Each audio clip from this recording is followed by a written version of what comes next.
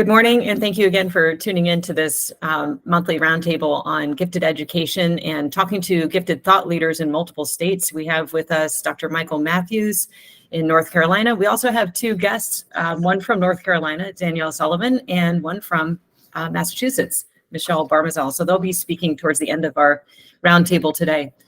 So Dr. Matthews is a professor and director of the academically and intellectually gifted graduate programs at UNC Charlotte.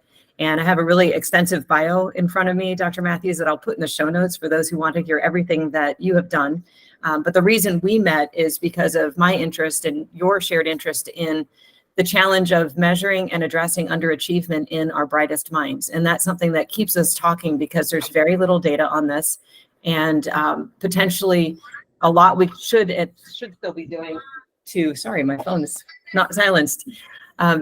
We should be doing to address this challenge. And this is not a new issue. We're going to be talking about a paper today that you co-authored with a number of other authors, including Dr. Plucker, and others who have been speaking in Virginia as keynote speakers for the Virginia Association of the Gifted. I noticed the author team is very well recognized in this area.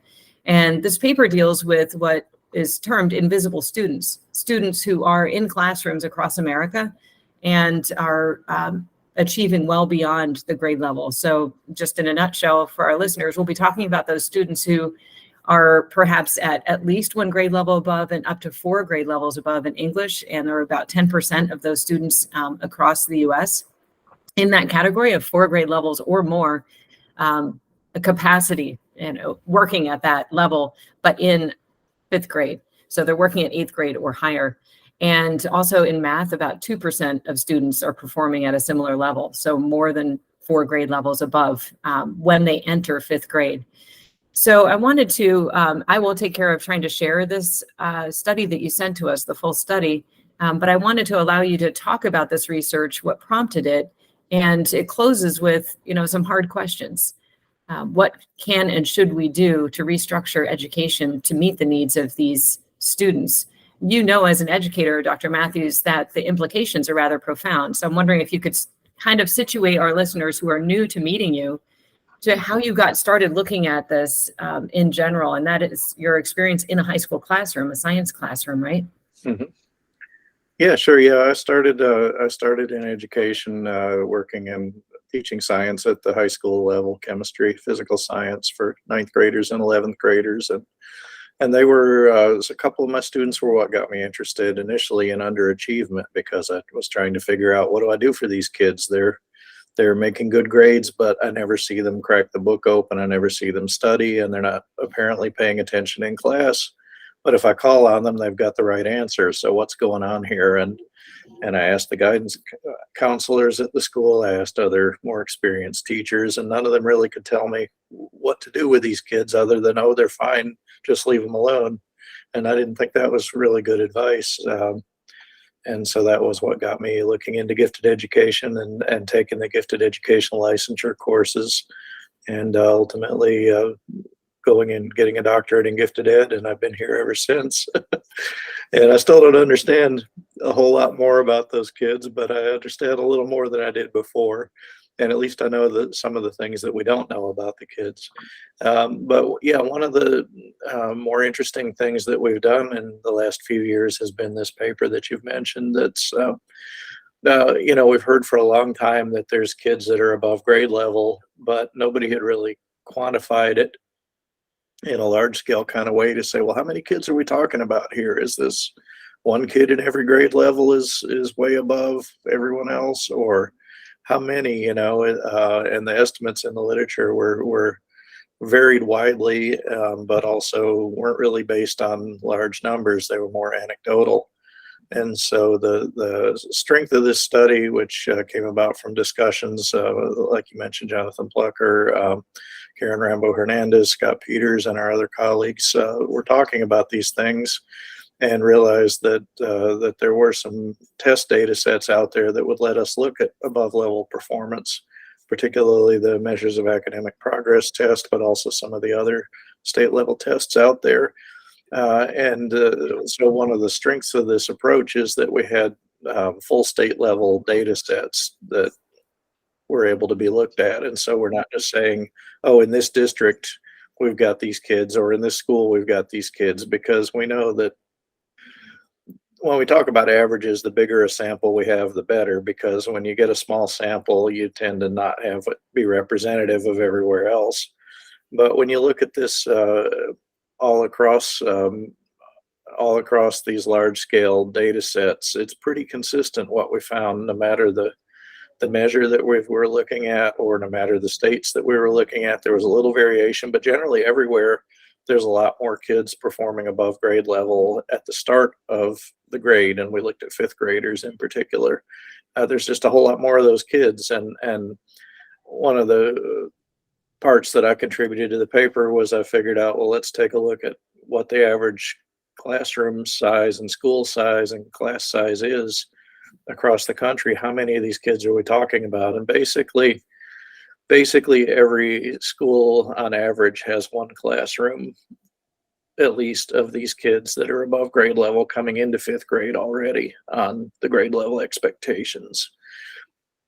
And so that really does suggest that there are groups that could benefit from more advanced instruction and from being placed together with a teacher with additional training who can then provide that accelerated advanced learning experience.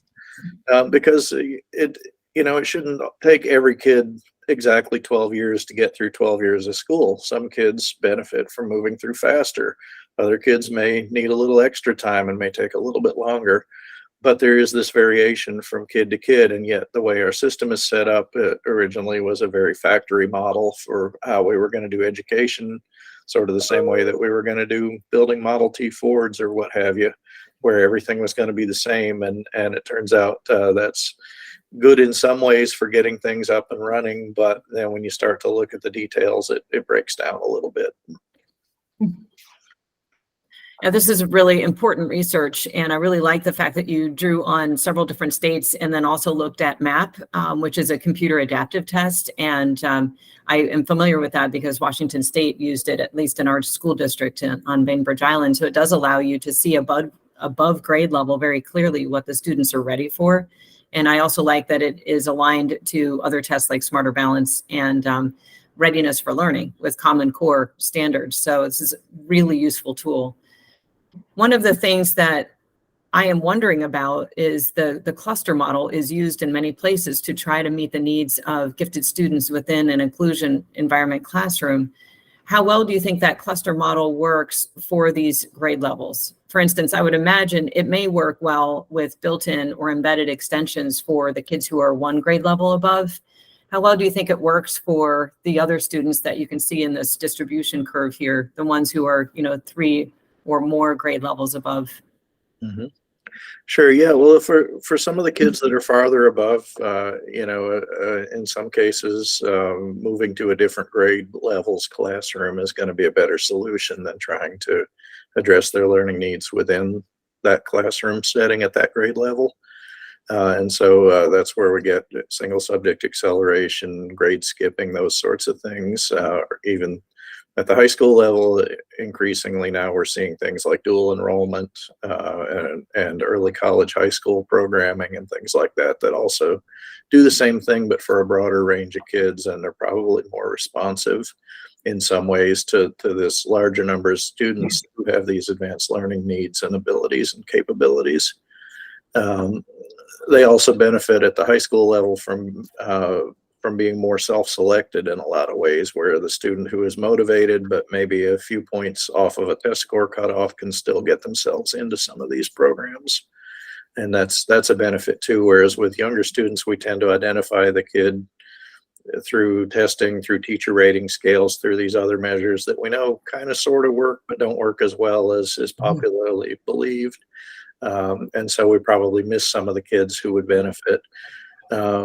Focusing on achievement, though, we are, and one of the nice things about the MAP and some of the other more recently developed tests out there is they also are showing you specific skill areas that kids have or have not shown mastery of. And so that can also be used to develop, individualize, and differentiate the curriculum.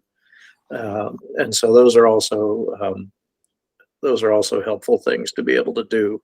It does take more more training and more effort, and it also takes having both the personnel to look at these things when they're making instructional grouping decisions, particularly if you're going to try to group, if you're going to do something like Marcia Gentry's total school cluster grouping, which is a really good model, but it does take some more advanced planning to be able to group students at the grade level into classrooms in the ways that her work suggests. That was Marcia Gentry. Yeah. We'll have to look into that and maybe talk about that another time. But what it sounds like is looking at, because you may have one or two kids that are very far advanced in any given classroom, but if you actually look at a whole school building, you might have enough kids to put in a cluster. Is that along the lines of what you're referring to? Yeah, it's kind of like that, but by clustering within the grade level rather than the more typical approach is every classroom has a mix of every ability level, and you expect the classroom teachers all to differentiate. We know from a lot of studies that when people do that, what we tend to see is the high ability kids get missed because the focus is bringing up the lower kids to proficiency, and the higher level students are just sort of assumed to already be proficient, so they don't need as much attention. The differentiation turns out to be a really good idea, but a lot harder to implement it well than most people think it is. And you mentioned that in this article that I have showing here on the screen, you mentioned other studies that actually did look at, teacher assessments of the students that they are able to reach. And teachers know that they're spending more time bringing kids up to grade level, which is appropriate, right? But very little time on the more advanced kids, assuming some of them that they'll be okay, or that the packet that was handed out would be okay. But what we know about the zone of proximal development, which you also mentioned in your paper, is actually when they're not given engaging and stimulating work within the zone of proximal development, that is not, let me rephrase this. In my experience, it actually can be potentially harmful. I'm just going to state that. What is your perspective on that, Dr. Matthews, having a student who's not being given material to engage with that is somewhat challenging and in that Goldilocks zone of proximal development? Mm-hmm. Sure. Yeah. So that zone of proximal development idea is that students should be learning material that's hard enough that they can do it with some assistance, but not so hard that they can't do it no matter how much assistance you give them, and not so easy that they can do it without even really having to think about it.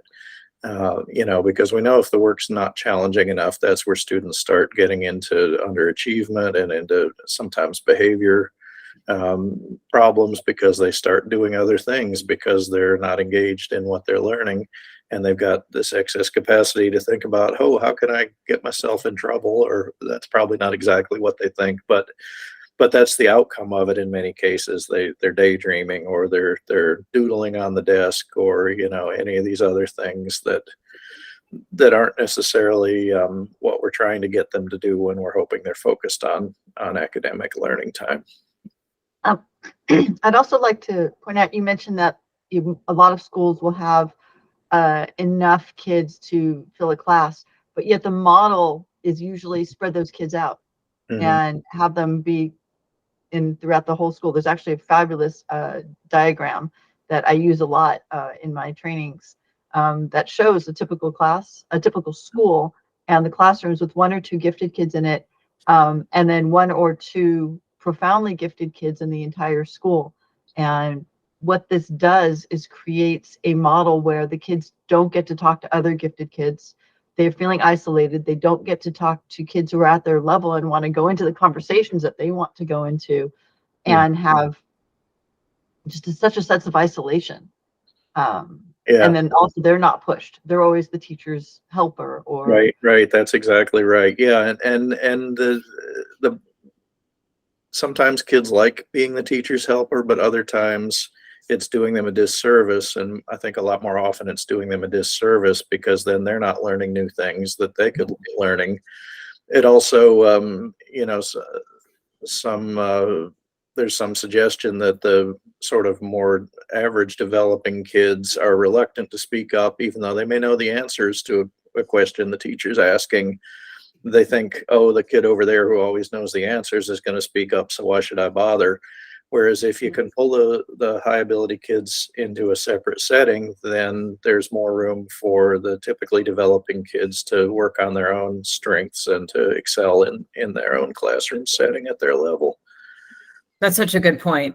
And that really does address one of the reasons people push back on the pullout model, because there's a lot of people who believe that the inclusion model is the way to go. And I actually think that you're correct. I think that it's important that we consider the pros and cons of both approaches. I do think that the local plan for Virginia Beach calls for students being able to interact with their age peers, but also their intellectual peers. And I'm not necessarily in favor of pulling a highly or profoundly gifted third grader out and putting that third grader with sixth graders. Because socially and emotionally, that may be a real stretch, but that child does need a chance to interact with intellectual peers. And those intellectual peers could be, in my own experience, it could be the next grade level up when the third grader gets to walk up to fourth grade math. Well, they're not getting stretched very far in math. The child may actually be 4 grade levels ahead in math, but just having the opportunity to engage with the highest, the most advanced minds in the next grade level up, that student may find a new buddy or a new peer. So I do think that all of the strategies that you mentioned here, for instance, single subject acceleration or walk to math, are very useful for addressing both needs, the intellectual and the social emotional. But your point, Michelle, is also correct regarding, the few children who are in a school building feeling very isolated and very alone, and the importance of them being able to connect with their peers is for sure recognized. And that's not something that we do well. Allison, I'd like to actually push back on one thing you said about moving the third grader into a sixth grade environment, whether it's pull out or completely. My realm has, for the last 12 years, has been in the profoundly gifted realm. And I can tell you that age in this community doesn't matter. And you will see the sixth graders having deep conversations with the 10th graders, or the 6-year-olds having deep conversations with the 10-year-olds. It just doesn't matter. It's all about finding an intellectual peer who's willing to have that conversation with you. It goes, the adults blend in with the kids. It's very amorphous, and it works beautifully. And so the one answer, pardon me, the one answer that really works for this community is it depends on the kid. Right. And that's really what I was saying. I think I said I'm not necessarily in favor of moving a child, radically accelerating a third grader into sixth grade. Radical acceleration is typically 3 or more grade levels ahead. That really depends on the child, because then we're talking about the entire context of the educational environment for that child is many, many grade levels ahead, versus what I'm also hearing you talk about is an environment where it's all highly and profoundly gifted students. We're all very curious, all very interested in engaging. When you move a child into a typical sixth grade classroom, a very young child into a typical sixth grade classroom, that's not necessarily what we're going to find. So I think we were talking about maybe 2 different things, because my background is as well in HD/PG world. And I totally agree that they're really age blind. It's really about curiosity and intellectual appetite, and diversity is the name of the game there. I completely agree with you. Something I wanted to give you a chance to talk about, Dr. Matthews, is any experience you might have with school within a school. What are your thoughts on that approach? I have seen some schools that have been very successful in implementing this model, but it's not one that we're talking about here locally.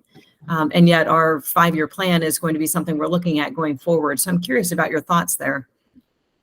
Yeah, so I think, sort of within I guess the broader point I would make related to that is the idea of having tiers of service available, where you have kids who are a little bit above average need maybe a pull out from their class or a push into their regular classroom, but are still served well in the inclusion setting with these extra things.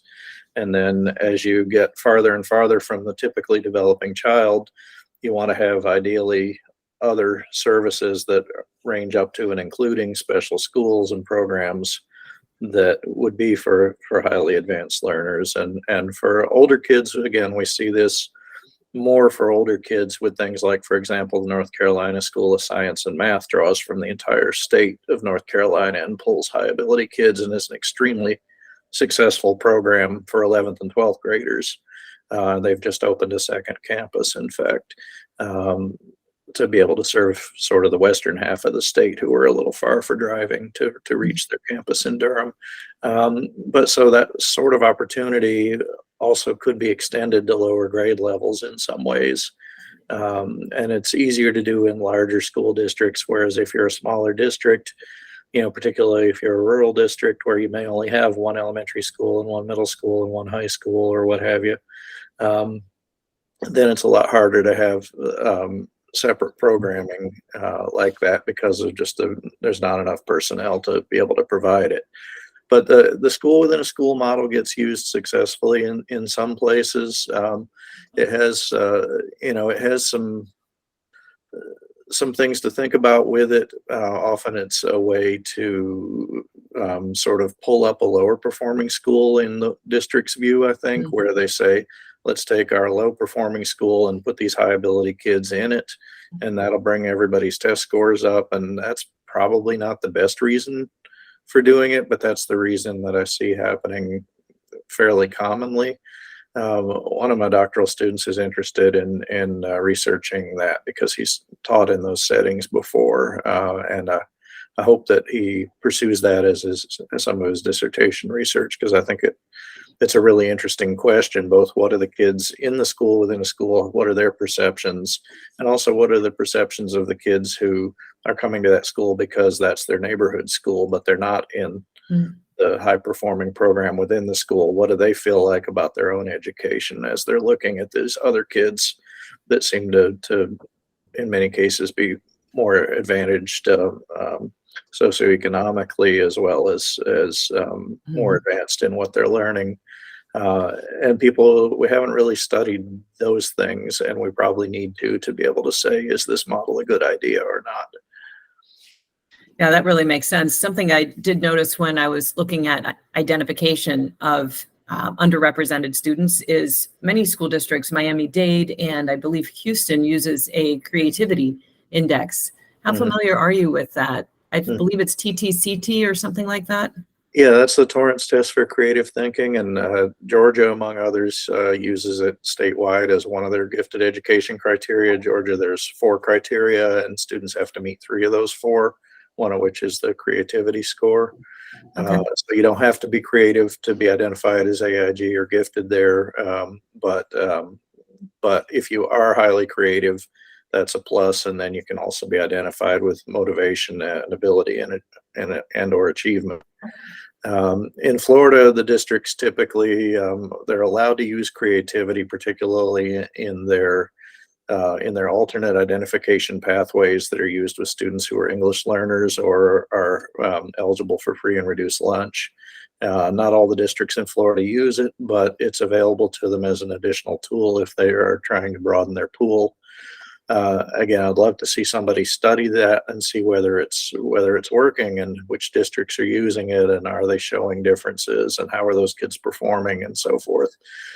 Because it's another one of those ideas that we think sounds promising and like probably it's helpful, but it hasn't been well studied from that point of view.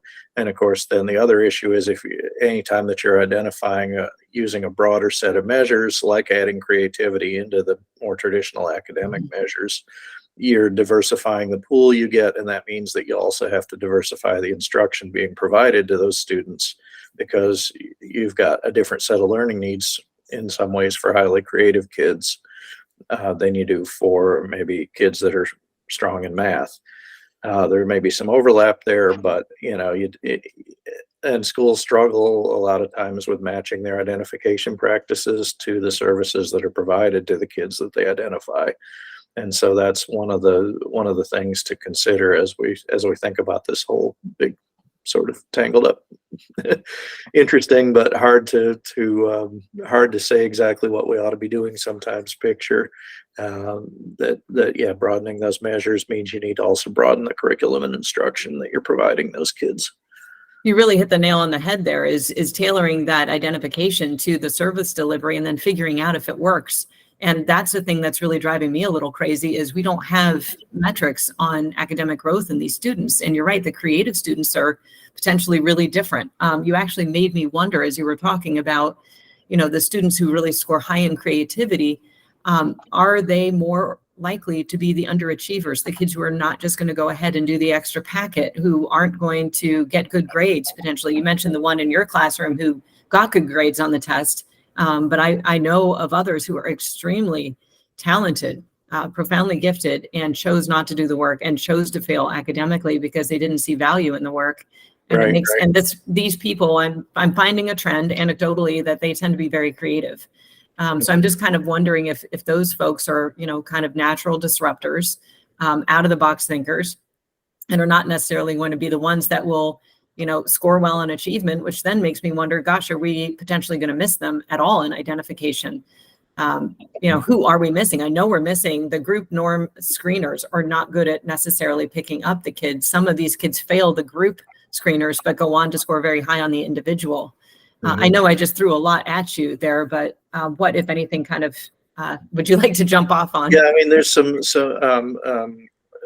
my colleague Matt McPhee and a few others that have done some really good work simulating identification practices and looking at the effects of things like having a screening test and how having a screener influences then the pool of kids that you get identified in the end. And my takeaway of sort of that whole body of all the work that he and others have done is that our identification practices are not as good as we all think they are or used to think they are. And so the implication of that is we're not only are we missing a lot of kids who should be identified, we're also every so often including kids who maybe shouldn't have been identified but are being identified. But it's more likely that we're missing more kids than that we're accidentally including more, because it's a lot easier to score lower than your ability on a test than it is to accidentally score higher than your ability. And we know there's issues with teacher rating scales and with just about every other practice that we've tried to use for identification. They all have different sets of biases, but the effect, particularly if you have sort of a multiple hurdles approach where you first have to pass a teacher screening or nomination, then you have to pass a screening test, then you have to pass the actual identification test. Every one of those additional levels you add, you're substantially cutting off a portion of your pool. And many of the kids that you're cutting off are those that if you were to retest them tomorrow, probably would or should be in that next step of the process. So what would you and your colleague, and I believe I've run across his research before, it's interesting, what would you consider to be the best, again, Goldilocks zone way of picking up the most appropriate kids?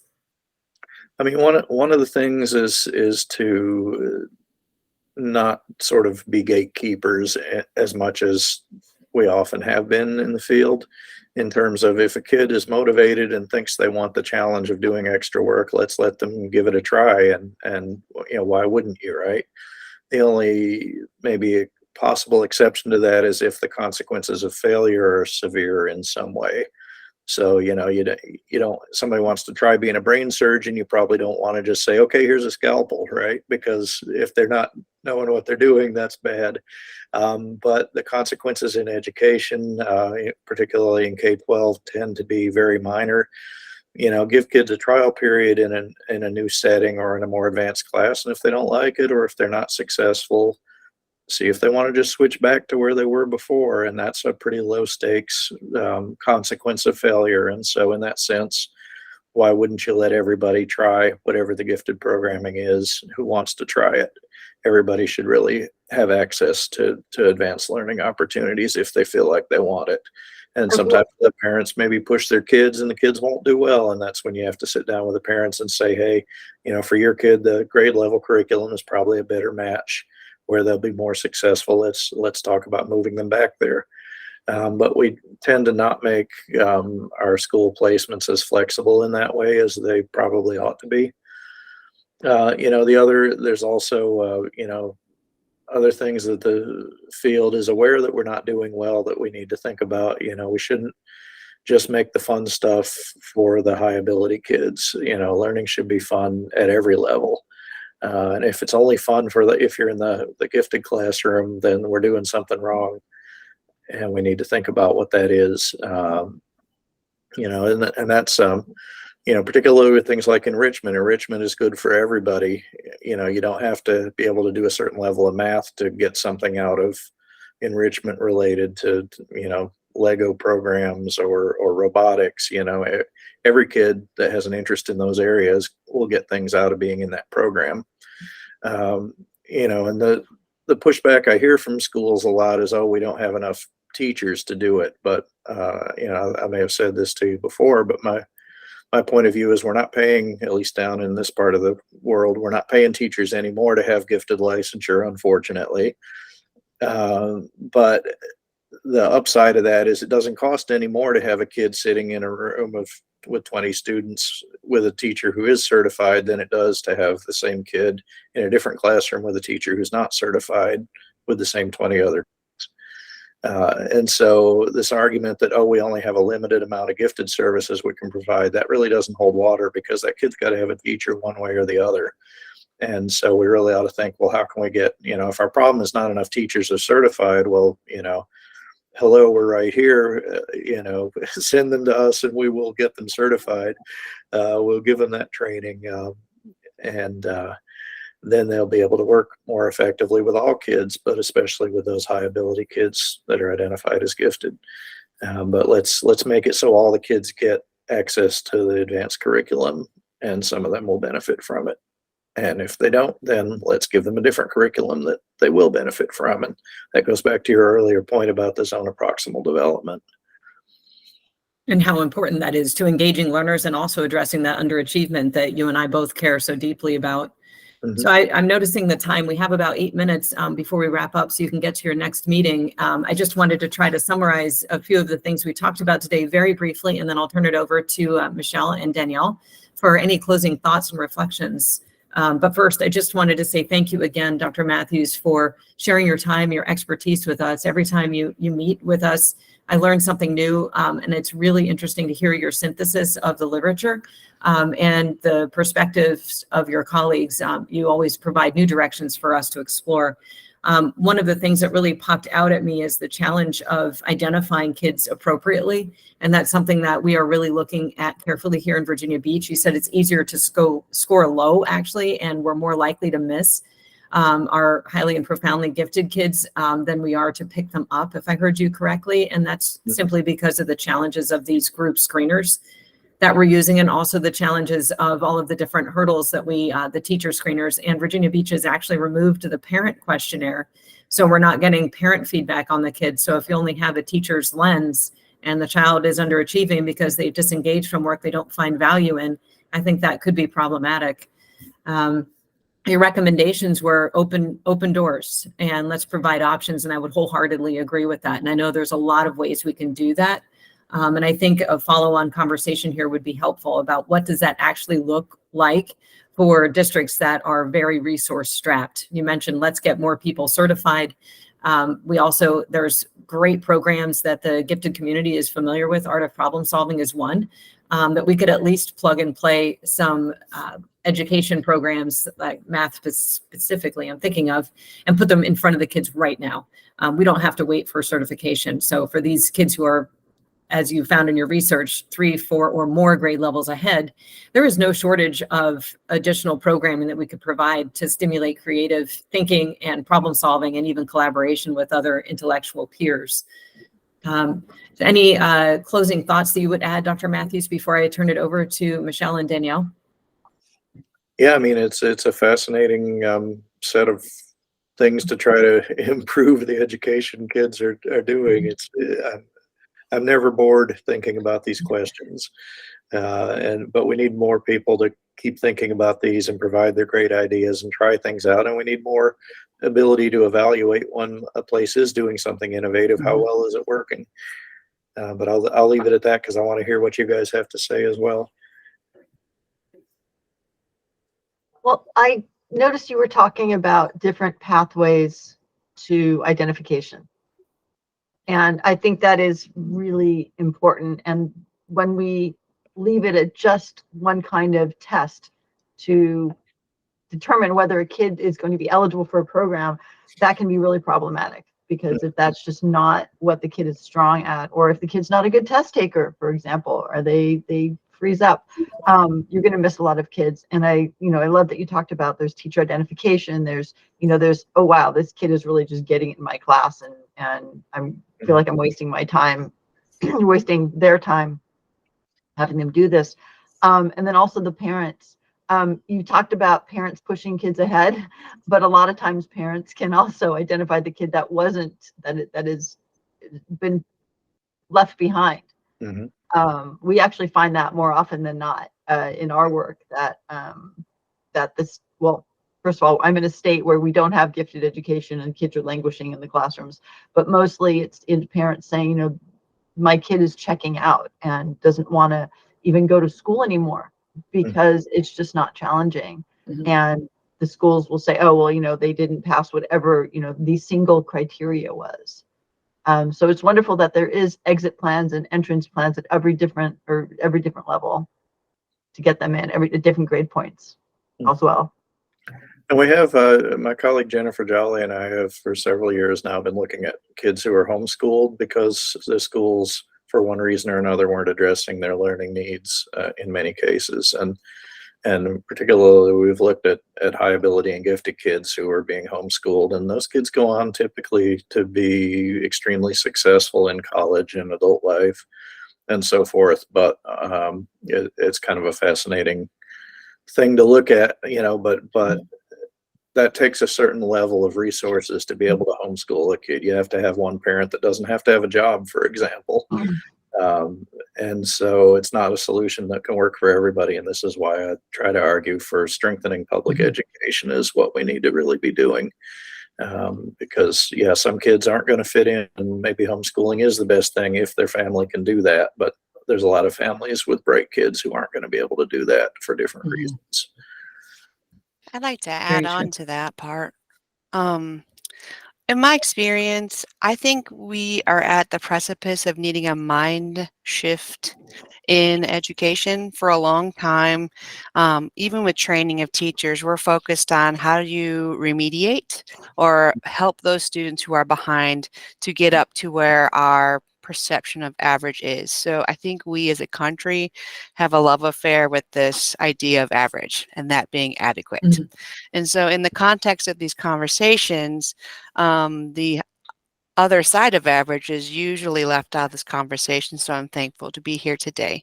With that, I think with school districts, an awareness level needs to happen to make the mind shift occur. And with that, they need to look at the data that they're getting back from either their district-wide benchmarks or their end-of-year testing, whatever that looks like, and looking at, okay, how many of our students are 1 to 4 grade levels above? And I can tell you from my personal experience, nobody's really looking at this data from a practitioner's point of view. So this article inspired me to look, and I was shocked at how many kids we're talking about and how those percentages aligned. And now I'm engaged in these conversations of, okay, for this end of year data, instead of looking at it like a autopsy, right? Gives you lots of data, but does nothing to help the patient. Thinking about, what if this is what the data the student came in with? We know where they were at the end of the year. What if we kicked off their education based on that data? Looking at it as not my personal teacher data, but the incoming kids. Now, how can I serve those students? So really shifting our perspective on how we're using the data, because we're not really thinking about it in context to use it, paying it forward. We always look at it in the rearview mirror.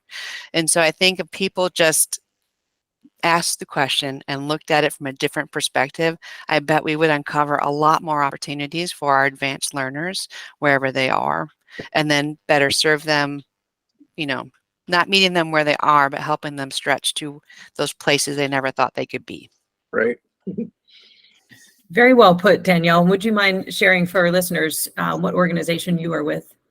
Sure. I am the president of the North Carolina Association for the Gifted and the Talented. And where can people find you? You can email me at dsullivan@ncagt.org. That's probably the easiest way to get a hold of me. But you can also visit our website too. Although I will say what I just said is not on our website. That was based on my personal experience because I did read this article when it came out as a brief. And I was like, ooh, how many kids are we talking about? And I was just able to get my hands on the district data to take a closer look. And it's really kind of shocking the conversations we're having based on what came out of that exploration. So I've done it 2 years in a row, and it's really sort of opening people's eyes to where the students are and what they're doing and how that is different than what we think we need to teach.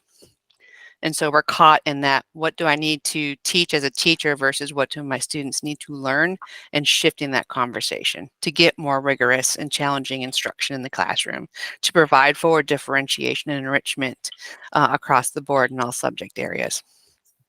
Well, thank you for sharing that. I would really be interested to explore that further with you and anything that you can share on those conversations and what initiatives are coming out of that. That is phenomenal and reinforces what I really believe is good people, when they're given good data, they are able to make good choices to meet the kids where they are. So thank you so much for joining us today and sharing your own insights on your data. Thank you. And Michelle, would you mind just introducing who you are and how people can find you as well? Yes, I am the co-president of the Massachusetts Association for Gifted Education, and we can be found at massgifted.org. I can be found at president@massgifted.org. And we have a whole bunch of resources on our website. We are very parent focused, and lots and lots of wonderful resources for parents as well as educators. But there's a lot of places across the country that address the needs of educators, and we're one of the few that addresses the needs of parents as well. Thank you very much. And again, I am Allie Krug, and I'm also very parent focused and also really interested in working with our administration and developing solid partnerships to look at the data and meet kids where they are. And that's why I'm starting this for the last couple of months, this roundtable, to bring experts together and really have these conversations and model how these difficult and complex conversations can be had, and really with some honesty and humility about how best to meet the kids where they are. Because as you said, Dr. Matthews, it's really complicated to align resources to meet the needs of the children in the classroom, especially in a resource scarce environment. So last words, Dr. Matthews, I know you need to run, but just want to leave the floor to you as we close out. Well, thanks again so much for having me here to talk about this work, because it's been interesting work to do, and I enjoy telling people about it, and I'm always excited to hear that people are actually looking at it and going on and doing great things, based on it. So that's wonderful.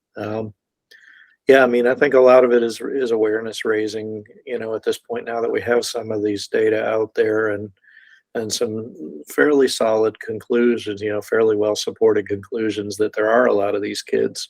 Now the next step is getting that awareness going and seeing what things do we do, what do we do differently now that we know this. It's true. And maybe you can even get some funding to look at post-pandemic to do an update of this, because the people that I'm hearing from are interested. Okay, well, that was, pre-pandemic, where are we now? And my gut says, it's the same or potentially even more alarming, the disparities in the classroom. So keep us posted if you find some grant funding to update that with new data. Yeah, sure. Thank you so much. I'll mention real quick to wind down that Dr. Peters, actually, since we wrote this, has gone to work for NWEA, which is the publisher of the MAP test. And so, interesting. So he's working with that measure directly now. Great. I would love to see NWEA potentially tackle the question I just raised, which is where are we now? Mm-hmm. Great. Well, thank you so much. I appreciate your time, everybody. And we'll look forward to following this up with more conversations next month. Take care. Bye.